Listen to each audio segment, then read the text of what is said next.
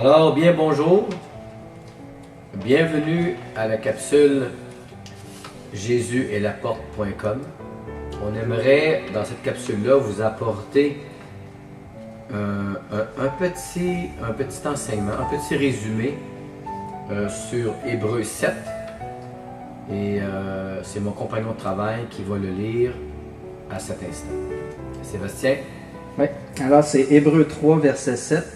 C'est pourquoi, selon ce que dit le Saint-Esprit, aujourd'hui, si vous entendez sa voix, n'endurcissez pas vos cœurs comme lors de la révolte.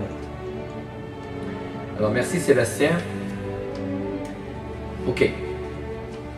La parole de Dieu dit aujourd'hui, si vous entendez sa voix, aujourd'hui, en ce moment, en cet instant, si vous entendez sa voix, ne vous détournez pas, ne te tourne pas, ne t'éloigne pas. Le Seigneur, il vous invite à vous rapprocher de lui aujourd'hui. Il doit certainement avoir une raison pourquoi le Seigneur nous demande aujourd'hui. Je vais tout simplement donner peut-être une réponse qui semble être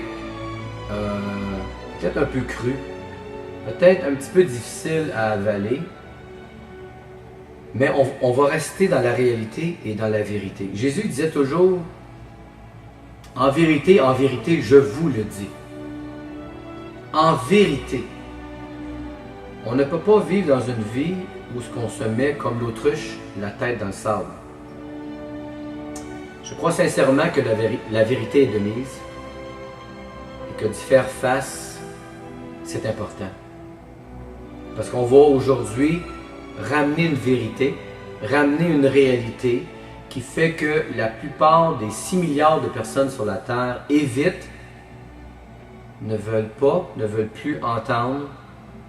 Et pourtant, lorsqu'on se ramasse tout le monde dans un salon funéraire, on se rend compte que c'est le seul moment où on se rend compte que la mort est présente. Et que le Seigneur essaie toujours de nous dire qu'il ne reste peut-être qu'à chacun de nous un 24 heures. Avez-vous déjà considéré qu'il nous est accordé à chacun de nous un 24 heures? Avez-vous déjà entendu la chanson Un jour à la fois? Vous savez, cette chanson-là, c'est pas juste pour les personnes âgées, parce qu'on dit, bon, c'est fini pour eux, et ainsi de suite. Vous savez, la mort, c'est pas quelque chose de standard. La mort, c'est pas une certaine âge. La mort, c'est pas pour une certaine catégorie de personnes. Je veux pas être lugubre, je veux pas être négatif. On dit que l'Évangile est une bonne nouvelle. Évidemment, c'est une bonne nouvelle. C'est une bonne nouvelle pour la personne qui s'est éveillée au Seigneur Jésus.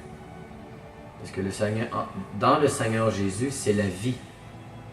Je m'adresse à la personne qui ne se rend pas compte que dans les 24 heures qui suivent, sur les 6 milliards de gens qui existent présentement, nombreux sont ceux qui partent. Nombreux, il y en a beaucoup qui restent, mais nombreux qui parlent. N'est-ce pas une vérité?